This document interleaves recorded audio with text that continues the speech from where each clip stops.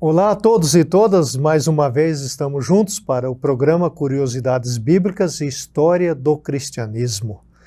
Sejam bem-vindos, sejam bem-vindas.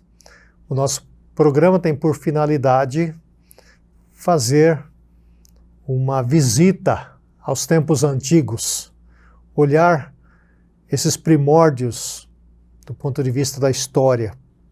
O nosso objetivo em fazer isso é para que a gente entenda melhor os escritos bíblicos.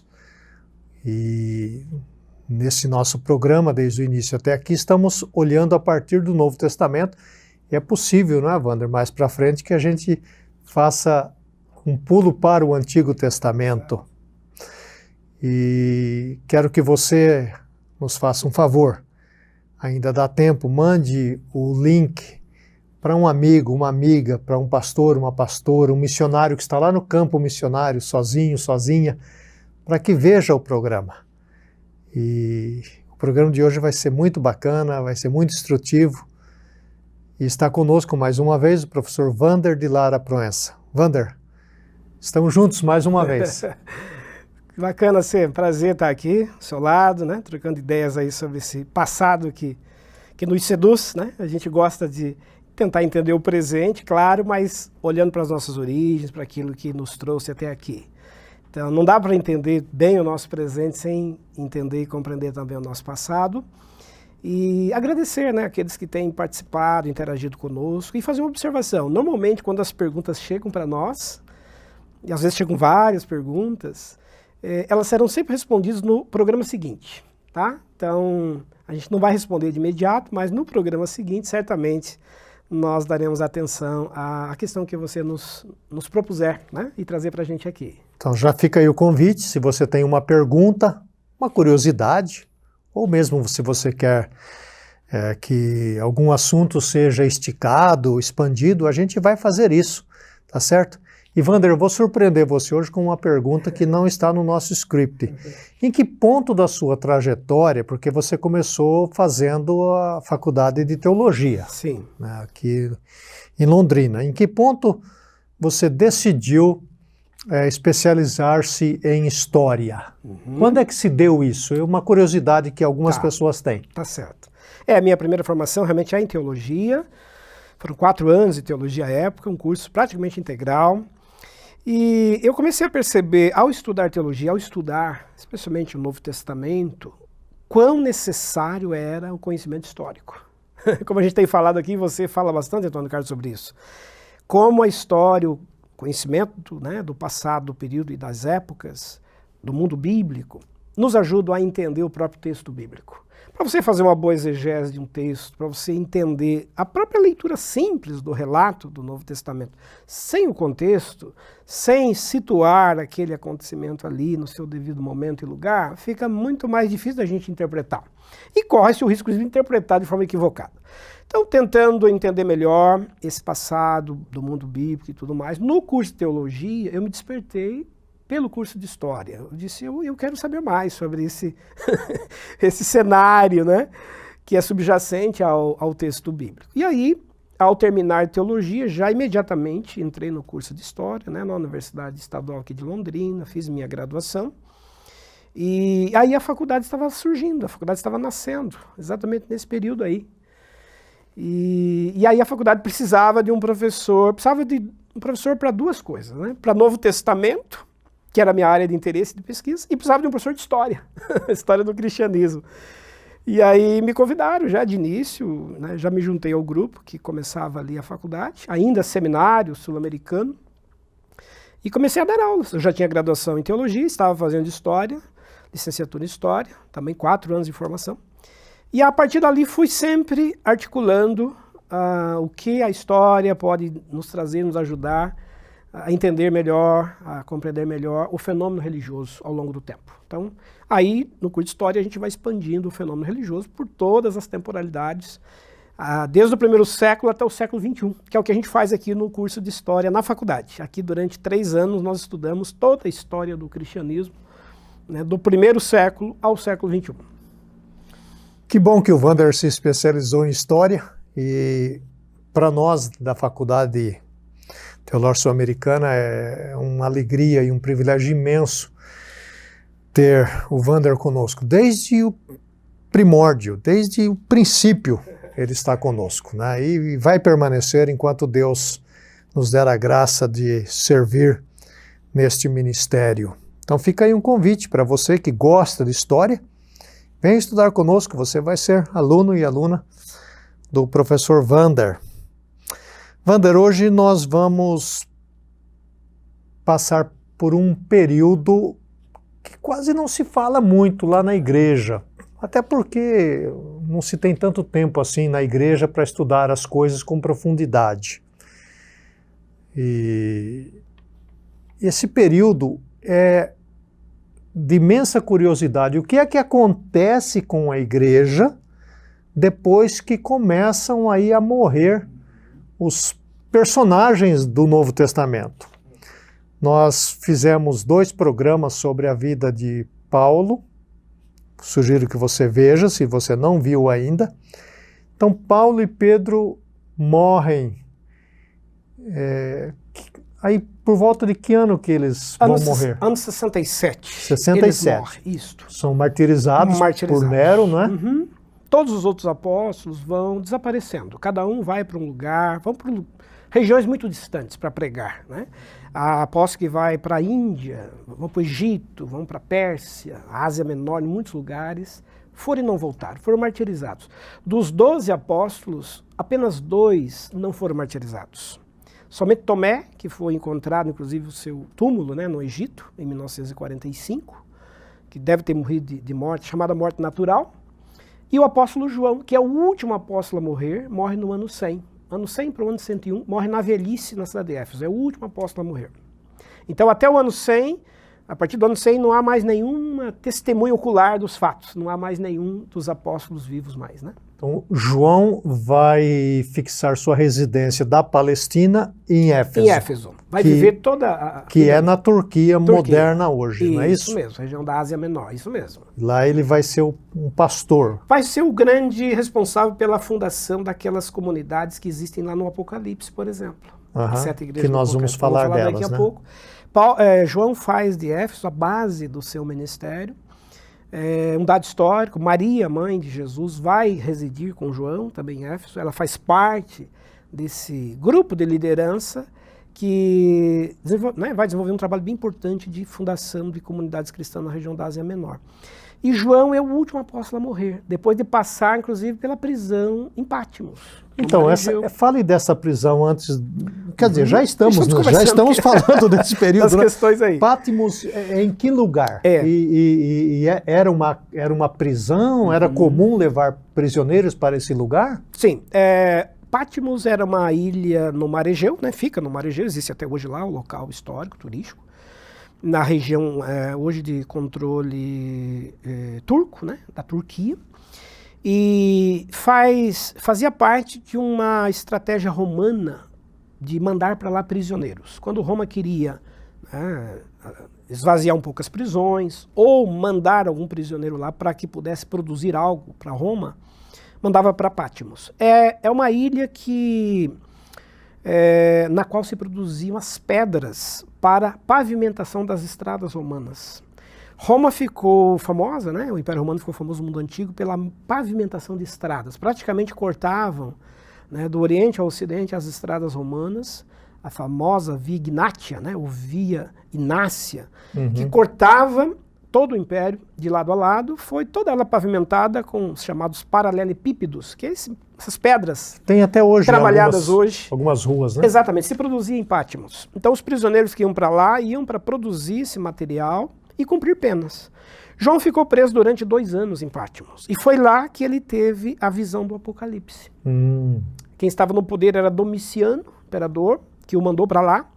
Aí Domiciano morre. Ao morrer Domiciano, ele é solto. Ao sair, ele aí, né, manda as cartas para as igrejas do Apocalipse. O Apocalipse foi mandado para essas comunidades.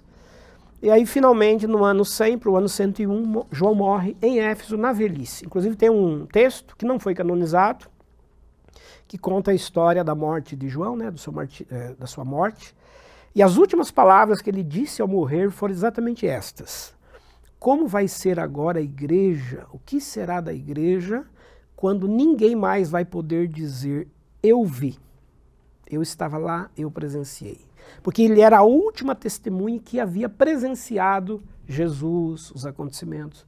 Depois dele não haveria mais ninguém. Mais ninguém. Testemunha ocular. É um momento emocionante, né? Emocionante, carregado de emoção, né? Essas palavras, né?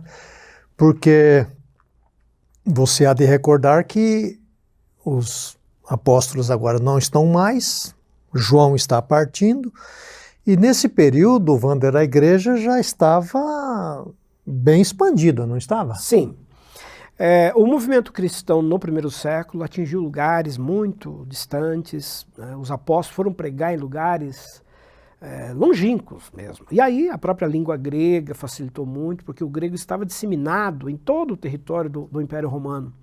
Então você podia falar em grego e ser compreendido em qualquer lugar. E viajar pelas estradas romanas, né? Viajar pelas estradas, que foi um fator segurança, né? Que ajudou muito, né, para a expansão. E o movimento cristão agora, ele é grande, ele cresceu muito, geograficamente está muito espalhado. E não só isso, ele é bastante diverso e plural, né? Existem comunidades cristãs muito diferentes entre um lugar e outro. E daí o grande desafio, como vai ser agora essa igreja que não tem mais um apóstolo, testemunha, que esteve presente. Um tipo de um quartel-general, né? Pois é. E agora, quem que vai comandar essa igreja, quem que vai liderar esse movimento? De onde vem a palavra final para decidir o que é certo e o que não, o que é correto, o que é bíblico e o que não é? E os escritos ainda não estão disseminados, não é, Wander? Não estão. Estão sendo ainda produzidos. O cânon não está feito ainda. Não está. Né? É um período ainda de incertezas sobre quanto tempo isso ainda vai durar. Pelo seguinte, vamos compartilhar isso com quem está nos acompanhando. No primeiro século, havia uma expectativa sobre um retorno praticamente breve de Jesus, iminente. Acreditava-se que ele iria retornar ali numa década ou duas para frente. Aquela geração que ali estava, depois dos anos 30 e 40, iria ver o seu retorno físico.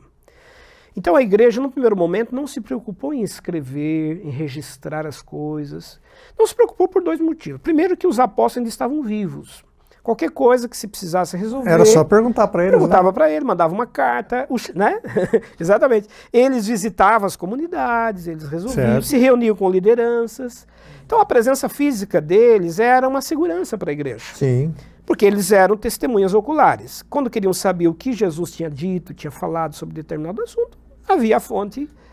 Interrompendo aí, Wander, guardado as proporções, é como alguém que funda uma igreja, um movimento e vai entrando na velhice, mas está por ali. Qualquer coisa você pergunta, né? Ele está ali, a memória está presente. Exatamente. Ali, de forma era oralizada. O que acontecia com a igreja, né? Exatamente. Então, o testemunho oral era suficiente. Mas aí o segundo fator, né? Os apóstolos estão presentes. Segundo fator, havia a ideia, então, como eu dizia, de que Jesus iria voltar em breve. Se ele vai voltar em breve... Para que escrever? Não há necessidade de você escrever, registrar. Mas aí começa a surgir a preocupação. Os discípulos começam a morrer, começam a desaparecer, vão para os trabalhos missionários para lugares muito distantes e não voltam mais. Você não tem mais contato. Você tem, né? Aí Pedro e Paulo vão ser martirizados no ano 67. Começa a restar pouquíssimas, né, testemunhas orais. E aí começa a surgir a preocupação em transformar o que era oral em escrito. Em começar a produção de cartas, não só a produção, mas a cópia de cartas. Porque uma igreja tinha uma cópia de uma carta, a outra tinha uma outra carta. Quem que vai fazer o trabalho de reproduzir isto e fazer isso circular de forma mais abrangente? Aí entra um trabalho muito importante de algumas escolas, chamadas escolas teológicas, como é o caso da Escola Paulina de Éfeso, que a gente comentou em aula, né, no programa anterior. Que vai ter o trabalho de pegar esses escritos de Paulo, fazer cópias, reproduzir e começar a disseminar isso pelas mais diversas comunidades. E aí a liderança lia e fazia, nós vamos mencionar isso, foi um programa de catecúmenos, de discipulado. Exatamente. Então, Wander, quando as igrejas começam a ser estabelecidas, a gente imagina, não tem uma grande liderança formada ainda, não é? Quem é que toma conta dessas igrejas? É o próprio povo? São os leigos, os anciãos que estão por ali? As mulheres também? Como é que funciona isso? Legal, uma questão bem importante e sempre os estudantes, os alunos perguntam pra gente, né? Em sala de aula, inclusive, querem saber. Afinal, como é que surgem esses títulos, né? Pastor, bispo, presbítero, como é que isso funcionou? Bom, então, entendendo de forma assim histórica, nós temos no primeiro século, ainda, no primeiro século, quando os apóstolos ainda estão vivos, já uma certa organização funcional dessas comunidades. Então, como é que isso se dá? A autoridade maior é apostólica. São os apóstolos, discípulos de Jesus que estiveram com ele, que têm autoridade maior para decidir, determinar, resolver as questões que começavam a surgir. Abaixo deles existiam os presbíteros ou pastores, que cuidam de comunidades locais, que zelam pela vida espiritual e religiosa daquela comunidade. Eles ocupam o lugar do antigo ancião da sinagoga. Vamos lembrar que na religião judaica existiam centenas, milhares de sinagogas espalhadas pelo mundo antigo. E na sinagoga existe a figura do ancião. O ancião é a pessoa mais velha, mais experiente, madura na fé, responsável por ler a lei, interpretá-la e ensiná-la dentro da sinagoga. Pois bem, a comunidade cristã que nasce, né, a eclésia, que vai dar origem à palavra igreja, ela é uma derivação da ideia de sinagoga.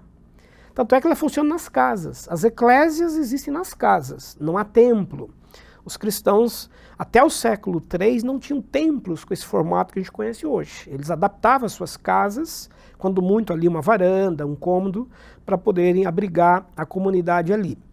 Então, quem cuidava dessa igreja doméstica, quem liderava aquele trabalho local, era a figura do presbítero, ou pastor, ou episcopo, que são termos correlatos no Novo Testamento.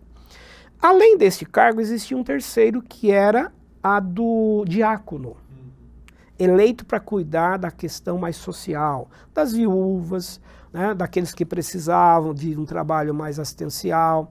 Eles cuidavam daquilo que era mais material. Suprindo as necessidades básicas do povo. Exatamente, atentos a crianças órfãos que precisavam de abrigo, de ajuda. Eles faziam esse trabalho muito importante.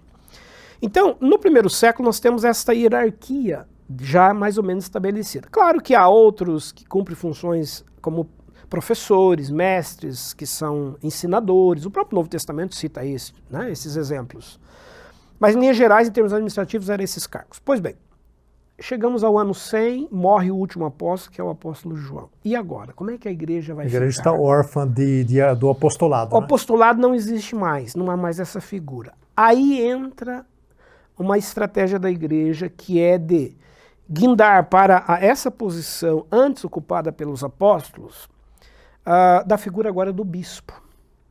Então, a partir do século II, vai surgir uma figura na igreja chamada bispo, que tem o papel da superintendência, do administrador regional, aquele que cuida de um grupo de comunidades. Então, numa determinada região, existem várias comunidades cristãs. Era o bispo de uma cidade, né? De uma cidade e das pequenas comunidades a ela vinculadas. Naquela determinada região. Então, o bispo, ele tem a função agora, de certa maneira, de ocupar aquele papel que o apóstolo anteriormente ocupava. Por quê? Porque o bispo manda cartas, ele exorta, ele corrige problemas que estão surgindo nas comunidades. E não só isso, ele também se reúne com a liderança local para tratar daquelas questões e daquelas dificuldades doutrinárias que começavam a surgir. A figura do bispo é uma figura que hoje ainda existe em alguns segmentos. Por exemplo, a igreja metodista, que é uma igreja muito conhecida no Brasil, tem ainda essa organização eclesiástica, os bispos regionais.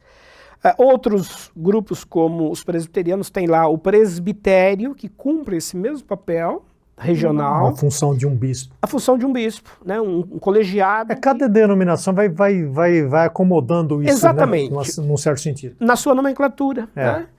No catolicismo se tem a diocese.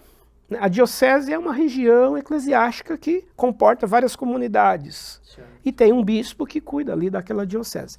Então, no século II, a partir do século II, essa figura do bispo será uma figura bem importante. E ele tem muita autoridade. Muita autoridade, porque é ele que nomeia. Nós vamos falar daqui a pouquinho aí das polêmicas doutrinárias que vão começar a surgir. E aí a figura do bispo se torna muito importante. Por quê?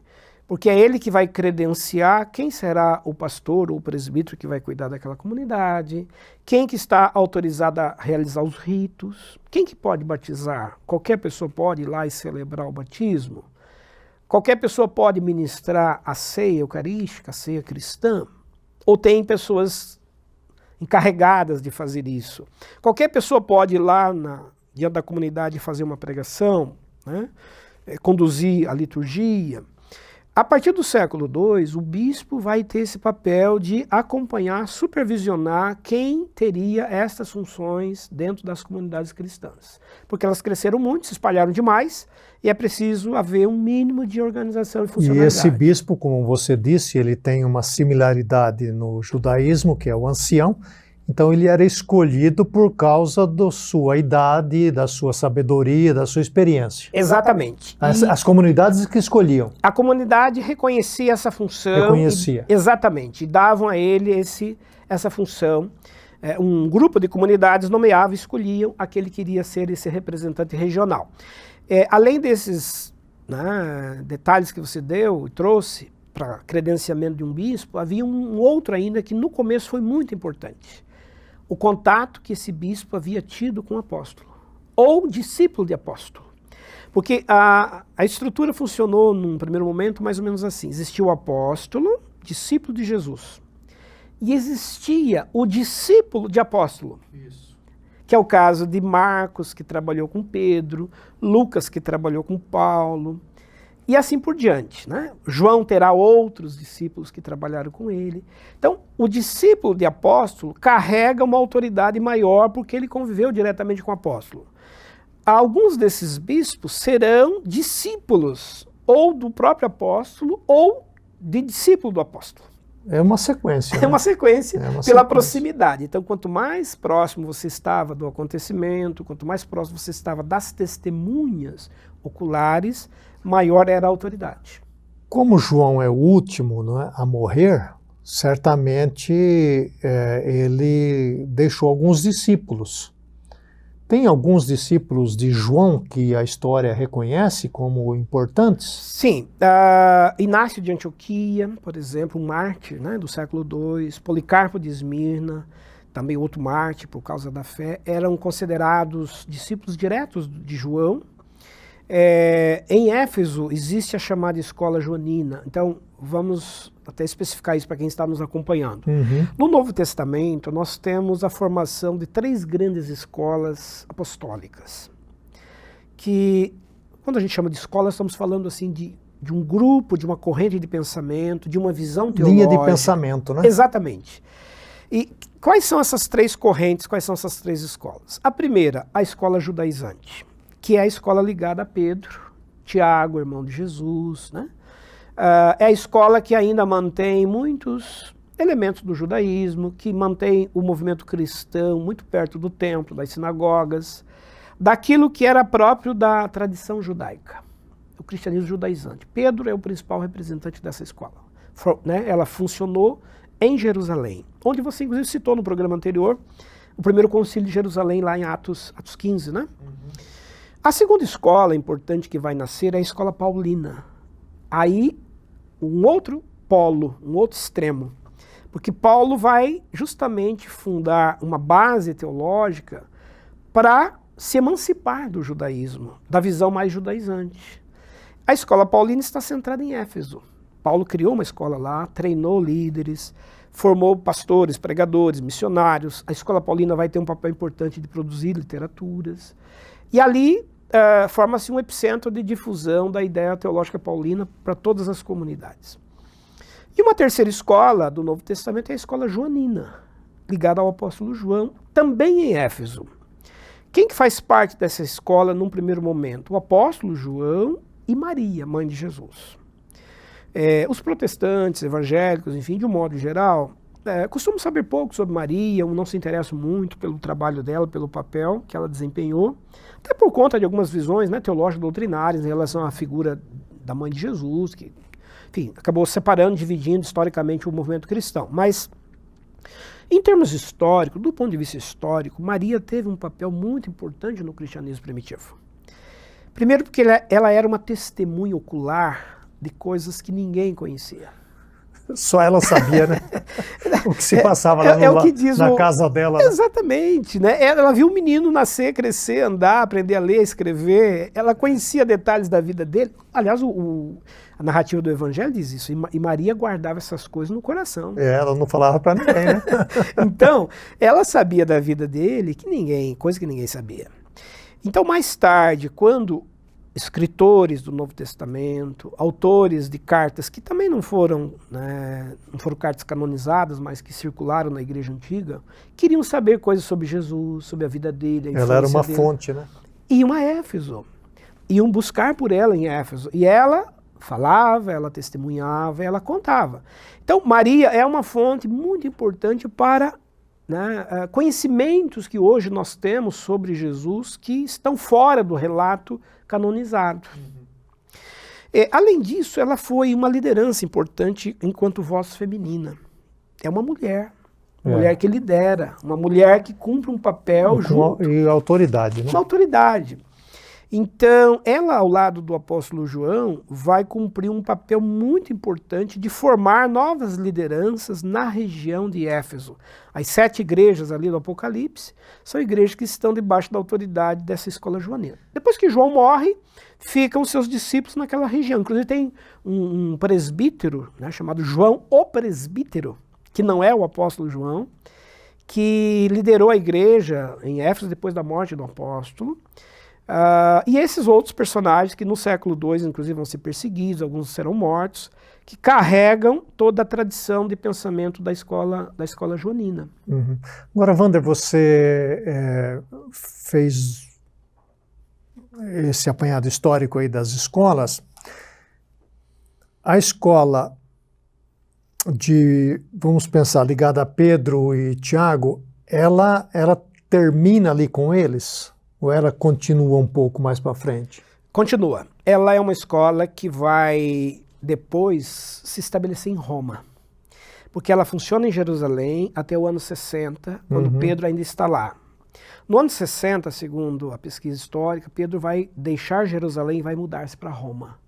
Ele vai pastorear a igreja de Roma do ano 60 ao ano 67, quando ele vai ser martirizado. Com a morte de Pedro, vão ficar como seus sucessores em Roma cristãos com a visão judaizante, que é a visão mais conservadora, ainda ligada ao judaísmo. Então ela tem continuidade. Tem continuidade, com outros bispos que virão, que vão carregar essa visão de Pedro. A mesma coisa com Paulo. Paulo morre, seus discípulos, Tito, Timóteo, toda a liderança jovem que ele formou, esse grupo vai continuar o seu pensamento. João, mesma coisa. E aí só um detalhe, se a gente pudesse então resumir, a escola judaizante é uma escola mais próxima da visão teológica judaica. A escola paulina, uma visão teológica mais gentílica, mais próxima da cultura do mundo antigo. E a escola joanina é uma escola ligada ao movimento apocalíptico. Existia um ramo do judaísmo chamado ramo apocalíptico judaico, que já na época de Jesus era muito presente. A comunidade do deserto, dos essênios, onde Jesus esteve, onde João Batista viveu, era uma comunidade apocalíptica. Então João é herdeiro dessa corrente apocalíptica, tanto é que ele vai escrever o Apocalipse. Ele vai escrever o Apocalipse. Agora, Wander, ainda nessa questão, porque eu acho que as pessoas ali estão pensando o que eu vou perguntar para você. A escola joanina é em Éfeso, e lá também havia a escola paulina, a escola de Paulo. Essas duas escolas se encontraram, tiveram algum tipo de relacionamento ou continuaram cada uma com suas linhas de pensamento? Ok, é uma questão bem importante, porque estão geograficamente no mesmo lugar. Exatamente. E aí existem duas coisas interessantes. E tem a mesma fonte que a Jesus. A mesma fonte, exatamente. Tem uma coisa muito importante aí. Nós temos visões teológicas, modos próprios de se organizar o trabalho, de se fazer a missão, que pertence a cada uma dessas escolas. Cada uma tem estratégias próprias para fazer o trabalho missionário. Paulo tem o seu estilo, tem o seu jeito, João tem a sua maneira e vai formar também os seus seguidores, os seus discípulos com esse papel. Mais tardiamente, um pouco mais adiante, vai surgir então uma aproximação maior desses dois grupos, quando começa a surgir uma preocupação da igreja em formar um conjunto de literaturas, de reunir esses escritos, porque se tem escritos paulinos e escritos joaninos. João tem 5 textos no Novo Testamento, né? Tem o Apocalipse e tem as cartas, né? Então a gente tem aqui, e o Evangelho, né? E o Evangelho. Então nós temos um conjunto joanino de 5 escritos e temos um conjunto paulino com 13 ou 14 Depois de escritos. Paulo é João, né? É João. Então, como juntar esses textos para que eles sirvam também para as demais comunidades que não estão ligadas àquele apóstolo diretamente? Então, o processo de canonização dos escritos vai criar uma necessidade de aproximação. Porque para se formar o Novo Testamento com 27 livros, que é um processo longo, a gente vai ter um programa sobre isso depois, né? Vamos fazer um programa especificamente para isso, porque é um tema bem amplo e muito interessante. O cânon só vai se encerrar no século IV. Então, até lá, há um trabalho para se juntar os escritos, fazer uma aproximação entre esses dois, né, esses grupos, esses 3 grupos, na verdade. E vai surgir uma quarta escola, que a gente vai falar daqui a pouquinho na questão dos pais da igreja, que eles vão compor uma quarta escola. Nós já vamos logo falar sobre isso. Então, o cânon do século IV, que vai reunir os 27 livros do Novo Testamento, ele será resultado dessas 4 escolas, né? Petrina, Paulina, Joanina e a escola dos pais da igreja. Certo. Então, resumindo a sua certamente questão, eles tiveram contato, contato, relacionamentos, e eu arriscaria dizer que Maria foi talvez um elo de ligação entre todos eles, porque ela interessava a todos. Exatamente. Lucas, que é um escritor paulino, Lucas que está na escola paulina, escreve o Evangelho, escreve Atos, ele menciona que antes de escrever foi ouvir as testemunhas, foi pesquisar. Fez uma pesquisa extensa. Uma pesquisa né? extensa, detalhada, e dentre as fontes que ele consultou, certamente estava Maria, mãe de Jesus. Então, alunos da escola paulina, liderança jovem como, né, Tito, Timóteo, tantos outros líderes jovens que Paulo treinou em Éfeso, certamente tiveram contato com a mãe de Jesus, queriam conhecê-la, queriam saber da vida dela, da vida de Jesus. A gente imagina, né, fica imaginando a distância, que muito provavelmente Maria percorria essas comunidades, falando, contando histórias, testemunhando do que ela viu. Acho que ela teve um papel muito estratégico de testemunho nessas comunidades, não apenas joaninas. Wander, você está trazendo detalhes aí que eu posso quase afirmar com certeza que muitos não tinham esses detalhes, e eu acho que o povo está gostando muito desse programa. E mais uma vez, se você tiver alguma pergunta nesse período, não vai fazer pergunta aqui, sabe, lá do tempo da abobrinha, tá? É pergunta desse período, que nós estamos olhando agora quando os primeiros, as testemunhas oculares morrem, e o que acontece com a igreja aí nesses próximos anos, né, séculos ali, iniciais. Então vão surgir, Wander, nesse período, um grupo que é chamado de pais da igreja. Não é mães da igreja, né? Se bem que deve ter mães também, né? Deveria ter, né? Tem também, tem sem dúvida. Então, primeiro vamos definir o que significa essa expressão pais da igreja. Porque as pessoas escutam, né? O pai da igreja, o pai da igreja. O que é isso, né? De onde vem isso, né? Legal. Historicamente, a expressão, ela surge bem nesse período que nós estamos relatando a partir do ano 100. E aí nós entramos no século II. Então, entre os séculos II e V, portanto, período antigo da igreja, vai surgir a expressão pais da igreja, que significa basicamente aqueles que vão assumir o cuidado da igreja, a autoridade, a liderança após os apóstolos. Não há mais a figura apostólica, porque morreu o último apóstolo João. Esses pais, eles têm essa representação de protetores, de educadores, A figura do pai é invocada aí justamente pelo papel que ele significa. Aquele que educa, aquele que cuida, aquele que protege. Então, resumindo, quem queria proteger essa igreja teologicamente? Quem queria cuidar dessa igreja? Quem queria educar essa igreja teologicamente? Aí surgem essas figuras dos pais da igreja. Eles terão um papel muito importante, porque eles vão elaborar a teologia, a partir do século II, do cristianismo pós-apostólico. Com base nos escritos apostólicos, com base em correntes filosóficas do mundo grego, eles vão ser responsáveis por elaborar o que hoje nós chamamos de uma teologia sistemática. Sistematizar os grandes temas da teologia cristã. E eles têm também a prática da igreja, né? A prática da igreja. Então, eles conseguem agora, né, produzir textos, obras teológicas, escritos, cartas, documentos para a igreja, com a finalidade de orientar teologicamente essas comunidades que estão espalhadas. Por isso que eu estava dizendo no bloco aí anterior, na questão anterior, que os pais da igreja vão formar o que a gente chama aí de uma quarta escola cristã, além daquelas 3 apostólicas. Por quê? Porque eles vão fazer uma espécie de síntese das escolas anteriores. Tem pais da igreja, são teólogos, são educadores, são, né, mestres que ensinam, mais ligados ao pensamento paulino, outros mais ligados a João, outros mais ligados, né, a Pedro.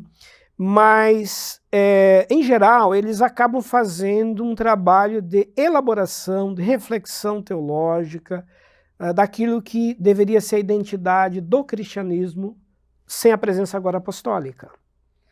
E você talvez pudesse mencionar aí alguns nomes, né, para que o povo possa reconhecer e até mesmo fazer uma pesquisa, se assim desejarem? Sim, sim. Existem muitos. Porque logo, né? logo após João você já mencionou que ele tinha, né, sim, alguns tinha os seus eram discípulos. reconhecidos como pais da igreja. Eles vão ter um papel... Não chegam a ser chamados de pais porque não foram escritores propriamente, não recebem essa nomenclatura. Mas eles têm o papel de autoridade, de liderança. Porque, acho que foi bom você colocar essa questão, vamos entender. A liderança que vai existir após os apóstolos é uma liderança formada por bispos, que têm o papel administrativo, presbíteros ou pastores que cuidam espiritualmente das comunidades, diáconos que cuidam da parte mais assistencial. Além desses, nós vamos ter agora essa figura do doutor, do mestre, do professor, que vai elaborar o conhecimento teológico sobre a fé cristã. Esse é o papel do pai da igreja. Então, o pai da igreja, ele é, ao mesmo tempo, um protetor, um líder que sucede os apóstolos, mas, principalmente, que escreve, que publica textos. É um guardião, né? Daquilo que deveria ser a base doutrinária do cristianismo. Então, querem saber sobre a salvação, querem saber sobre a relação de Jesus com o Pai, com quem que é o Espírito Santo. Essas temáticas, ainda hoje bastante polêmicas no movimento cristão, começam a ser debatidas naquele contexto já pelos pais da igreja. Então eles vão decidir, por exemplo, se Jesus é Deus, teologicamente. Tem base para você dizer isso? Jesus pode ser cultuado igual o Pai ou não? O Espírito Santo é uma pessoa ou é só um poder, é só uma força de Deus? Os pais da igreja vão mergulhar nesses embates, nessas discussões, para começar a dar ao cristianismo muitas das doutrinas e questões teológicas que nós temos até hoje. Sustentação, né? Eles vão sistematizar a teologia. E um outro papel muito importante, eles são responsáveis por defender a fé cristã diante de alguns questionamentos que estavam surgindo. As polêmicas doutrinárias, a gente até vai falar um pouquinho de algumas que vão surgir aí, são eles que respondem às polêmicas doutrinárias que começam a aparecer na vida da igreja. Então, dando exemplos aqui de alguns nomes, a gente tem alguns pais, né, os chamados pais do Oriente e pais do Ocidente, tem Atanásio, Gregório, Basílio o Grande, João Crisóstomo, né, são chamados doutores do Oriente. Existem outros, estou dando apenas alguns nomes bem conhecidos. Mas no Ocidente nós temos Jerônimo, que vai ser inclusive escritor, vai traduzir a Bíblia para o latim, né, a Vulgata, Agostinho, chamado o outro também Gregório o Grande, Então nós temos aí uma lista de dezenas de pais da igreja que estão situados em alguns lugares teologicamente muito estratégicos. Por exemplo, alguns deles estão, uma boa parte está centrada em Alexandria, no Egito, que era um grande centro de conhecimento, né? A maior biblioteca do mundo antigo, com, né, um milhão de manuscritos e obras, estava em Alexandria, no Egito. Lá existiam correntes filosóficas, escolas de filosofia. Então, os teólogos do cristianismo vão travar um debate, um diálogo com estas correntes filosóficas do mundo antigo, do mundo grego, para poder mostrar que o pensamento cristão, que a fé cristã tem racionalidade, tem explicação lógica. Eles vão sistematizar o pensamento. Uma outra escola, né, em Cesareia, uma outra grande biblioteca lá, onde está Eusébio de Cesareia, que a gente citou no programa anterior, uma biblioteca com 30.000 volumes lá, um outro grande centro de estudos. Tem escola também em Constantinopla, ou seja, os pais da igreja eles estão distribuídos em lugares onde há estudo, há bibliotecas, há fontes de pesquisa. Acesso para pesquisa, né? Para poder justamente construir uma obra mais densamente. Alguém talvez nos pergunte ou queira saber, tem escritos até hoje deles, né? E disponíveis, né? Basta fazer uma pesquisa aí na internet e você encontra esse material, não é isso, não? Todos eles, sim, sem dúvida, em português, inclusive, né? A gente chama em teologia aí de patrística, os escritos patrísticos, né? Os escritos dos pais da igreja. Patrologia, chama-se, é o termo usado, né, para identificar o estudo dos pais da igreja. Então são autores muito interessantes para serem conhecidos, lidos. Os seus textos estão acessíveis hoje em livros. Aqui na biblioteca mesmo da Faculdade Sul-Americana nós temos todo um setor ali específico da teologia dos pais da igreja. Um conjunto grande de obras, né, que são acessíveis para a gente entender o que eles escreveram, o que eles produziram naquele período antigo. Wander, nós fizemos um salto ali, ou seja, é um vai e vem, né? Porque é um período, do século II ao século V. É um período efervescente, né? Muito, Porque nós temos, com João, nós temos as igrejas do Apocalipse. Essas igrejas do Apocalipse foram fundadas por João e essas igrejas vão ser também base para esses pais da igreja. Fale um pouco sobre essas igrejas do Apocalipse e esse movimento que está surgindo. Ok, esse é um dado importante. A gente costuma geralmente associar o Apocalipse a um livro só do futuro, só do que ainda vai acontecer. Um livro de profecias, um livro de escatologia. Sim. Mas o Apocalipse ele tem, na verdade, duas temporalidades. Ele tem essa temporalidade futura, escatológica, de coisas que ainda vão acontecer. Ele é um olhar para o futuro, ele é uma revelação do que virá. Mas o Apocalipse tem uma outra temporalidade, que é a temporalidade presente, que já retrata o que estava acontecendo com a igreja naquele momento histórico. E o Apocalipse menciona, por exemplo, 7 cartas, ou 7 igrejas da Ásia Menor, para as quais o livro do Apocalipse... Que estão na Turquia, né? Que estão na Turquia, para onde o livro foi mandado. Essas igrejas da Ásia Menor foram fundadas pelo apóstolo João, pela equipe de missionários da escola joanina, e é João responsável por, teologicamente, doutriná-las, cuidar delas, zelar do que elas deveriam crer ou não.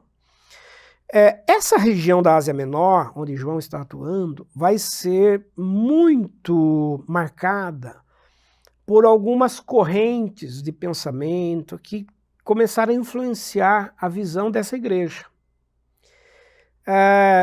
Causando o que a gente chamaria hoje aí de um tipo de sincretismo em alguns momentos, um hibridismo, uma mistura de crenças que, né, traziam lastros do judaísmo e também do chamado mundo pagão, entre aspas, do mundo não cristão e não judaico. Isso vai causar muita polêmica. E aí João vai produzir os seus textos, os seus escritos, para responder teologicamente a essas questões. Por isso que os escritos de João, o Evangelho de João em particular, é o evangelho mais teológico de todos. É o que mais dialoga com correntes filosóficas do mundo antigo. Por exemplo, surgiram 2 correntes antagônicas, mas muito influentes no cristianismo onde João está atuando, que é o chamado adocionismo uma corrente que dizia o seguinte: na cultura grega, os deuses costumavam adotar seres humanos para serem seus filhos.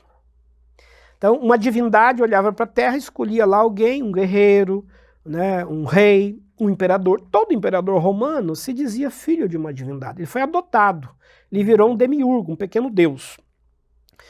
Então, essa corrente acabou influenciando a igreja nascente para dizer o seguinte: será que Jesus também não foi adotado para ser o filho de Deus?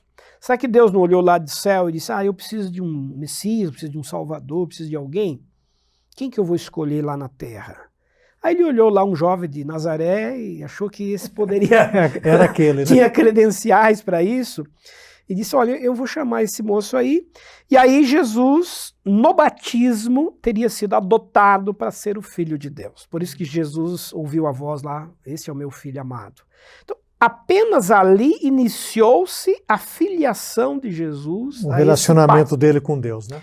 Foi exatamente. Então, chama-se adocionismo. Foi adotado para ser o Filho de Deus. Então, nesse caso, ele não era eterno. Mas surgiu uma outra corrente antagônica que pregava o docetismo. Né? A palavra docético vem do termo grego dokheim, que significa aparência. Os gregos, influenciados pela corrente gnóstica, diziam que a matéria era má, era pecaminosa. E, portanto, quem fosse puro, quem fosse divino e sagrado, jamais poderia assumir a matéria plenamente. Jamais poderia ter um corpo material, porque senão ele iria se corromper. Então, diante disso, surgiu uma pergunta: será que Jesus não foi apenas uma aparência humana? Ou seja, ele era um espírito com aparência humana? E aí entra, então, o chamado docetismo. Né? Jesus apenas aparentava ser humano, mas nunca foi carne plenamente. Pois bem, aí chegamos aos escritos de João. Vejam que quando João escreve o Evangelho e as cartas, ele é enfático. Primeiro, para dizer: no princípio era o verbo estava com Deus. E era Deus. E era Deus. E aí veio e se fez carne. João 1,14.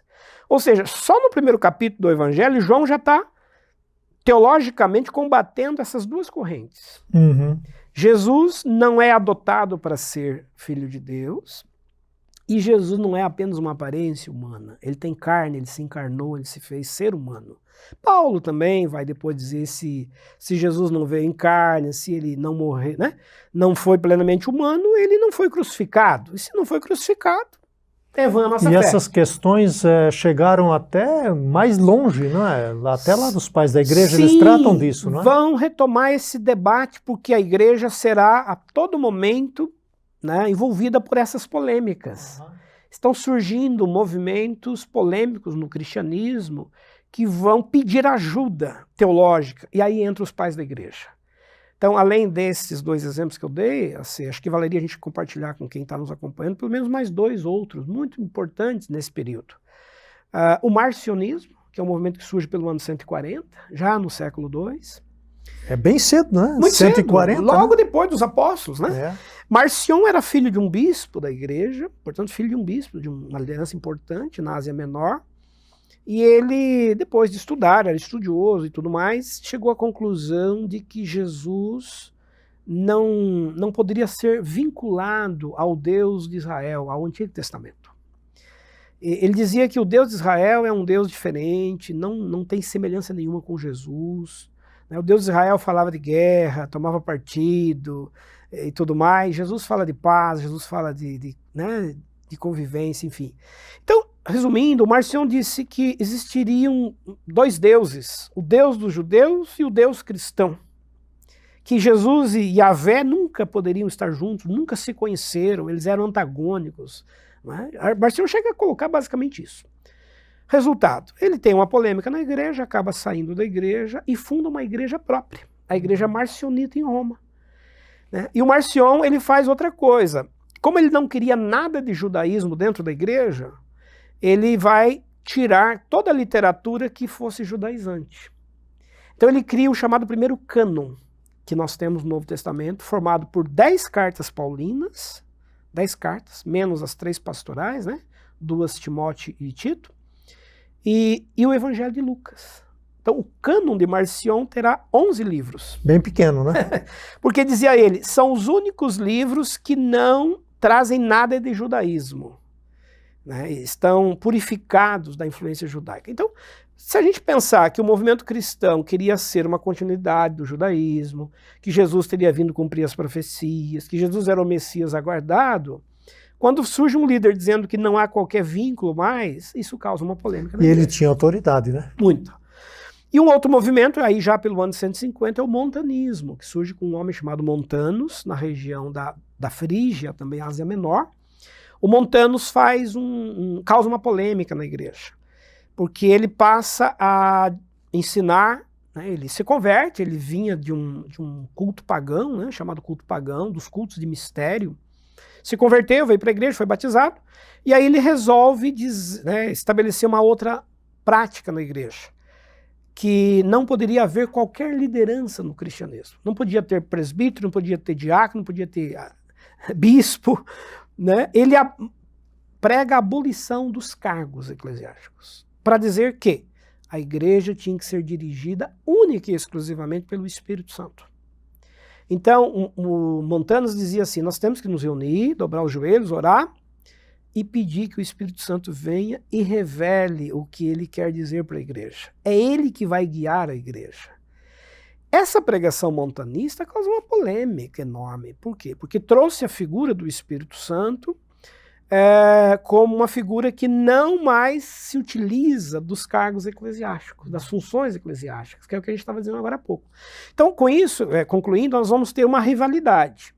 Um segmento cristão que não quer cargos eclesiásticos, que é contra, que era a revelação direta com o Espírito Santo, e, por outro lado, uma liderança eclesiástica que está se formando, que é necessária para proteger a igreja desses... Para dar continuidade ao movimento de Jesus. De Jesus, mais institucional, mais apostólico. Resultado, Montanus foi considerado um herege, acabou sendo expulso dessa comunidade mais oficial, mas o movimento montanista prosseguiu, ele se espalhou pelo tempo, né? E a gente tem ainda hoje segmentos que lembram muito o montanismo. Que é bem parecido, né? Muito bem parecido. E fortes, né? Muito fortes. E fortes. Que tem essa pregação e esse discurso. Como você está vendo, são muitos detalhes e agora já estamos saindo ali daquele período dos escritos do Novo Testamento e entrando no desenvolvimento do cristianismo. Como é que o cristianismo se desenvolve? E você pode perceber pelas explicações do professor Wander que muitas daquelas coisas que ocorreram continuam, num certo sentido, com algumas diferenças, acontecendo até os dias de hoje. Por isso a importância de estudar a história. Wander, o nosso programa passou rápido, viu? Porque esse é um período fascinante, né? A gente quase não estuda muito e não ouve falar, então a curiosidade aumenta bastante. Voltaremos a isso mais adiante. Quem sabe, né? Dependendo aí das suas perguntas, a gente pode retomar algumas outras questões. Para encerrar, Wander, você mencionou que a igreja não tinha templo nesse período, né? No próximo programa a gente vai começar a entrar nesse período do templo, do Constantino, enfim. Então, as reuniões eram caseiras, grutas muitas vezes, né, para escapar das perseguições. Onde a igreja fazia os seus cultos, como se dava o processo de ensino. A gente ouve falar das catacumbas, né, essas classes de catecúmenos. Como é que se dava esse ensino, essa liturgia, esses cultos aí, para a gente estar encerrando esse momento? Sim. Questão bem importante desse período. Vejam, você já bem colocou, até o século III, até Constantino, a igreja não terá templos, como a gente conhece, em locais públicos, expostos. As igrejas funcionavam como eclésias, as casas, né, funcionavam como igrejas, como eclésias. Igrejas domésticas, nos lares, uma família abrigava, recebia ali um grupo.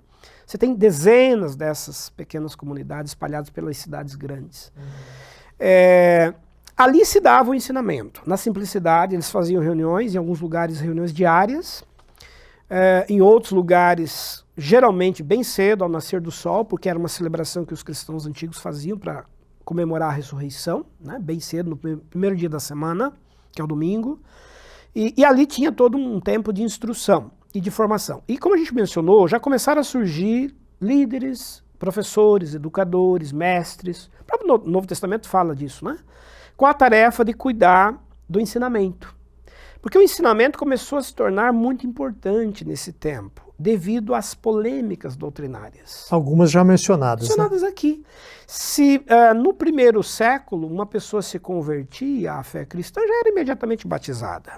A partir do século 3, 2 e 3, os historiadores dizem que uma pessoa poderia ficar durante 2 anos se preparando para o batismo, sendo educada, né, no catecumenato, na didaquê, no ensino, na instrução do que era a fé cristã, do que era a vida cristã. Então, uma pessoa, antes de receber o batismo, ficava durante 2 anos sendo acompanhada por um líder, por um discipulador, a gente chamaria hoje, na linguagem mais contemporânea. Então, as casas terão esse papel fundamental de pequenos grupos de ensino. Fora as casas, nós temos o chamado culto das catacumbas, que é um capítulo bem interessante da história da igreja nesse período. Por que o culto das catacumbas se desenvolveu? O que eram as catacumbas? Eram cemitérios romanos. Os romanos não faziam cemitérios dentro das cidades. Os cemitérios em Roma ficavam geralmente à margem de estradas, se possível bem longe da cidade.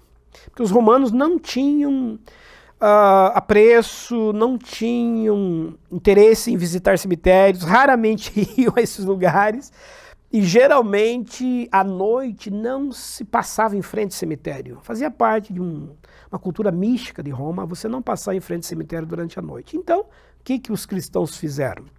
Na época de perseguição, que a igreja estava sendo perseguida por Roma, se instalaram por ali, né? Se reuniam ali à noite. Não tem lugar mais seguro do que você estar dentro do cemitério. Então eles passaram a se reunir ali. É bom lembrar que esses cemitérios são escavados em rochas, abrigo, né? Então serve também como abrigo. E ali eles faziam o seu culto, eram protegidos, ficavam livres, né, de perseguição. Soldados não iam ali naquele lugar. E não só isso, tem um elemento simbólico muito importante. Ali estavam corpos de mártires sepultados. Então, ir ali, se reunir, especialmente no dia de aniversário do martírio, servia como alento também para eles. Um alento, uma fé, um fortalecimento da fé para dizer, olha, esse perdeu a vida, deu a vida por causa do testemunho de Jesus, nós vamos continuar firmes, nós não vamos desistir jamais.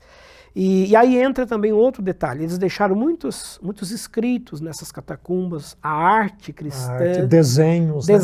Pinturas, símbolos cristãos, que ficaram e hoje estão sendo inclusive estudados como memória, como relato e registro dessa fé e dessa espiritualidade dos cristãos nesses lugares. Fascinante, não é verdade? E nós chegamos ao final do nosso programa. Mais uma vez, se você tem uma pergunta, deixe registrado, a nossa equipe está atenta e tomando nota. E retornaremos no próximo programa com a sequência desse tema, entrando aí num tema muito importante, que é a figura do Constantino, que até hoje é muito falado, não é? É muito falado. Wander, mais uma vez, muito obrigado. É sempre uma alegria a gente estar juntos aqui. Legal, AC. Obrigado você por esse bate-papo, essa conversa. Espero que tenha rendido aí boas reflexões para quem está nos acompanhando. E aguardamos vocês aí também nos próximos programas. Um abraço a todos. Fica um convite para que você venha estudar conosco, Faculdade Teológica Sul-Americana. Entre no nosso site e você vai encontrar ali todas as explicações dos nossos cursos e como você se torna um aluno e uma aluna nossa. Aí da sua casa mesmo, da sua cidade, você pode fazer o nosso programa online. E também